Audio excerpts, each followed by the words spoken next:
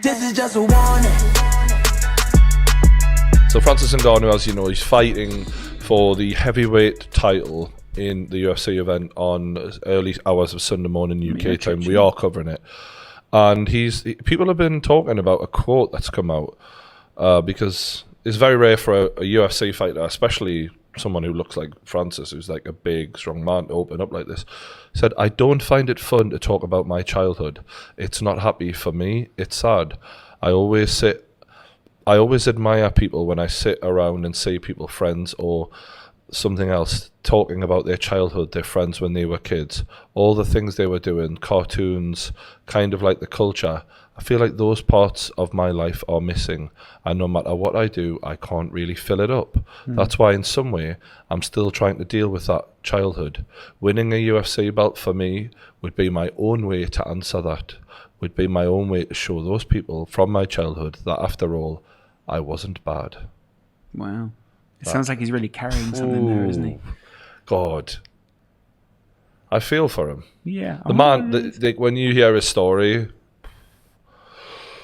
oh God, the guy had a real hard road to the top. Like, and if anyone deserves it, it's him. I really hope we get him on the podcast as well. Imagine that, the UFC heavyweight champion. People are really going to be pulling for him this weekend as well. I'd love to see Ngannou. Stipe seems a nice guy. I mean, he's a fucking firefighter, for Christ's sake. I mean, he literally protects people. But Francis had a rough road, so it'd be nice to see him win. You know, if you're a firefighter and then you start winning, I mean, how well will Stipe have got paid as a UFC fighter? Will he have got paid enough to not be a firefighter anymore? Yeah, he does it because he likes it, for sure. Yeah, he likes the lads and the crack and all the rest of it. Okay. Yeah, I think early on he wasn't paid that well, which is why he said he kept on doing it. But now he must be making millions for sure. You'd hope so. Yeah, I mean, I've never connected with him because he's such a terrible talker. Like, I watched him on ESPN get interviewed by, who the fuck is it? Hawani. Hawani? No, the ESPN group who are the mainstream ones, the one who does the boxing and the basketball. Oh, the two of them. Stephen A. Smith and Max Kellerman, yeah. Yeah, they interviewed him. And they were giving him solid questions. And his answers were fucking awful. I'm like, and he's like, "It is what it is, man. I'm just going to do what I got to do to get my hand raised." But, like, he can't even speak clearly. So it was the cliches, terribly worded and terribly enunciated. Like, I was badly delivered. I was like, cliches. This could not be a worse interview if, like, he tried. Like, it is so bad.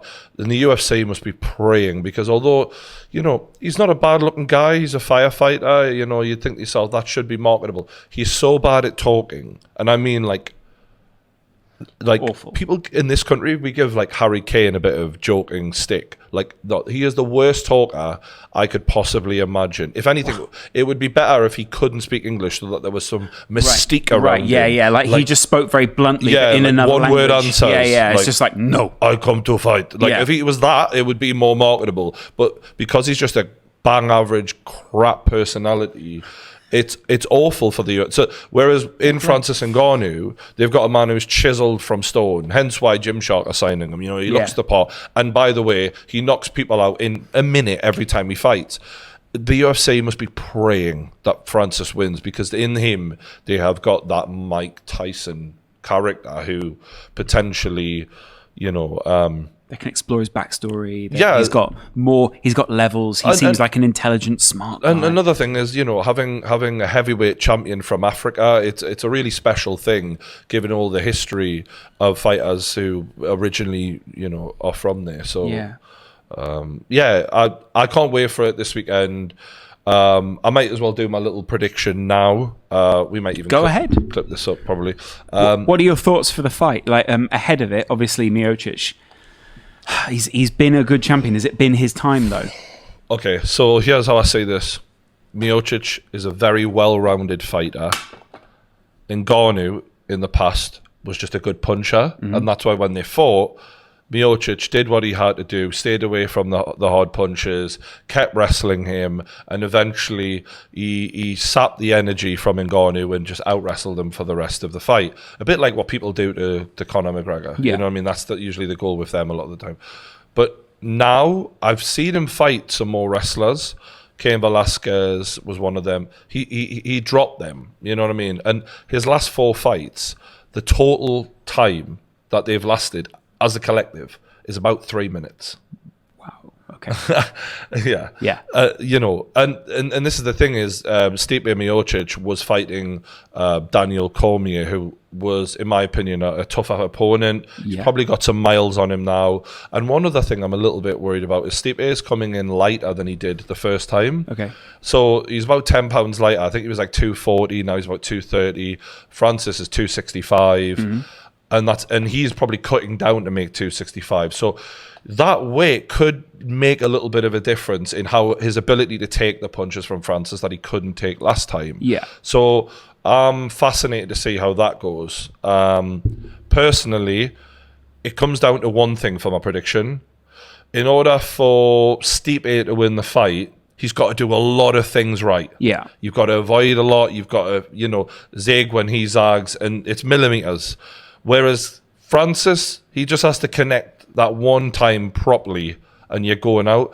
So for that reason, I'm picking Francis, because I think on average, if they fought 10 times, Francis wins, I don't know, 7. 7? Yeah. Some, and maybe even more than that. Maybe less, I don't know. But on average, I think Francis, someone just said Francis can't talk either. Francis can talk very well, actually. I think considering how long he's been learning English, I think he's doing amazing with it. So, and his story and his look and everything makes him so much more marketable for the UFC.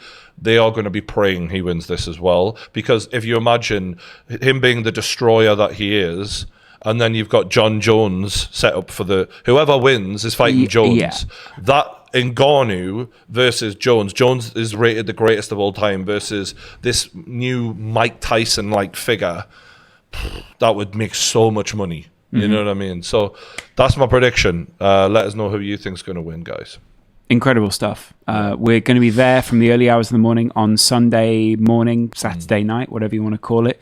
Going to be some good guests. There's going to be some really good chat. And we're all just going to be having a good time. So come join us for it if you're already watching the fight. And if you're not already watching the fight, just watch along with us. Definitely. We'll enjoy it. Yeah, we'll have a good time. This is just a warning.